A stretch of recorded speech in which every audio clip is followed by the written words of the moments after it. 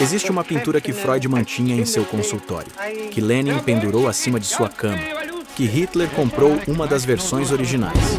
Uma imagem tão poderosa que Nabokov escreveu: você encontraria essa reprodução em todos os lares alemães.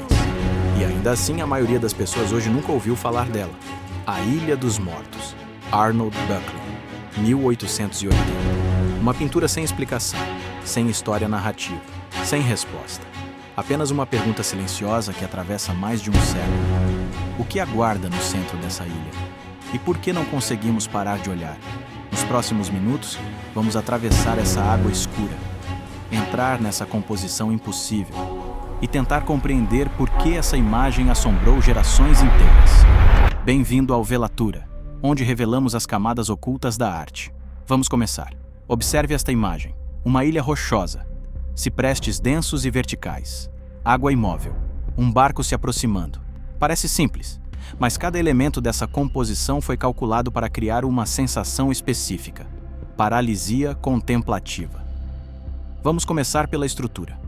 A ilha forma um arco quase perfeito, uma ferradura natural que cria um porto fechado, uma entrada que parece simultaneamente acolher e aprisionar. Os ciprestes, árvores tradicionalmente associadas a cemitérios e luto, dominam o centro. Eles são verticais, rígidos, impenetráveis, como barras de uma prisão ou colunas de um templo funerário. E então, as rochas. Observe atentamente as faces dos penhascos. O que você vê? Aberturas, portais, janelas esculpidas na pedra. Não são formações naturais, são sepulcros. Túmulos escavados diretamente na rocha, como nas necrópolis etruscas que Böcklin estudou na Itália. Essa ilha não é apenas um destino. É um cemitério vertical, uma catacumba a céu aberto. Agora, a água, completamente imóvel, sem ondas, sem reflexos claros. É quase sólida, como se fosse possível caminhar sobre ela, ou como se o barco estivesse deslizando sobre mercúrio líquido. Böcklin criou uma água que não pertence ao mundo dos vivos. É a água do Styx, o rio mitológico que separa a vida da morte. E, finalmente, o barco, pequeno, frágil, carregando dois elementos inconfundíveis: uma figura completamente envolta em branco e um objeto retangular coberto por um pano festonado, um caixão. A figura de branco está em pé, imóvel, olhando para a ilha. Não sabemos se é homem ou mulher. Não sabemos se é o morto erguido ou o acompanhante. Não sabemos se é Caronte, o barqueiro dos mortos, ou a própria morte. E essa ambiguidade é deliberada. Böcklin pintou 5 versões dessa obra entre 1880 e 1886. 5, não 2, não 3.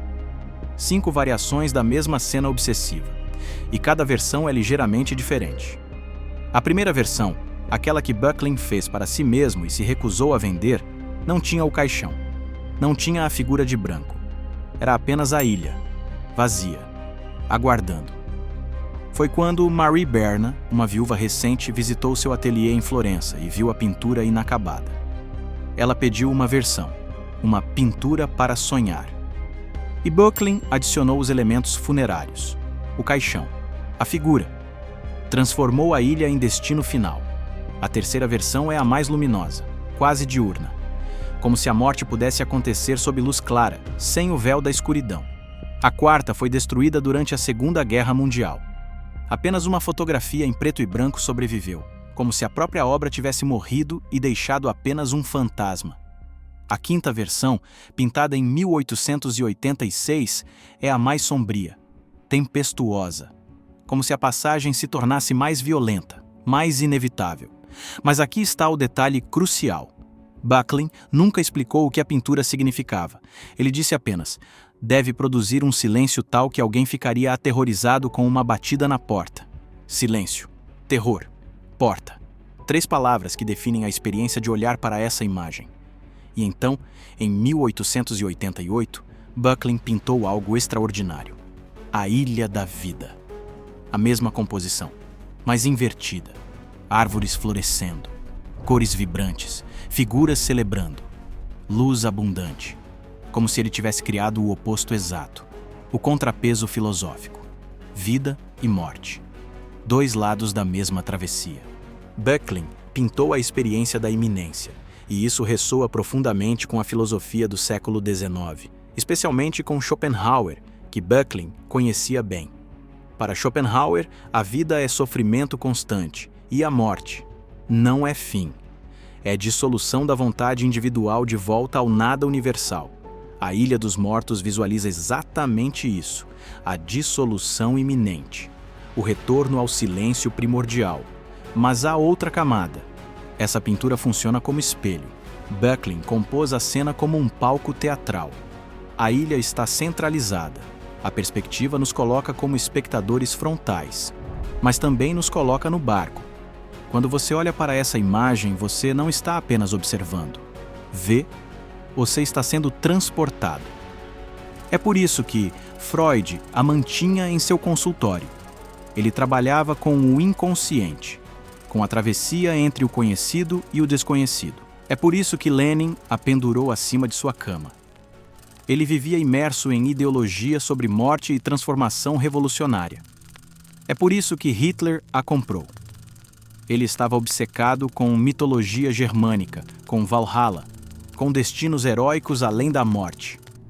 Cada um projetou seu próprio medo, sua própria esperança, seu próprio fim. A Ilha dos Mortos não tem resposta porque não faz pergunta específica. Ela é o espelho que reflete o que você traz. Se essa análise tocou você de alguma forma, deixe seu comentário. O que você vê quando olha para a Ilha dos Mortos? Inscreva-se no Velatura para mais mergulhos profundos em obras que desafiam compreensão fácil.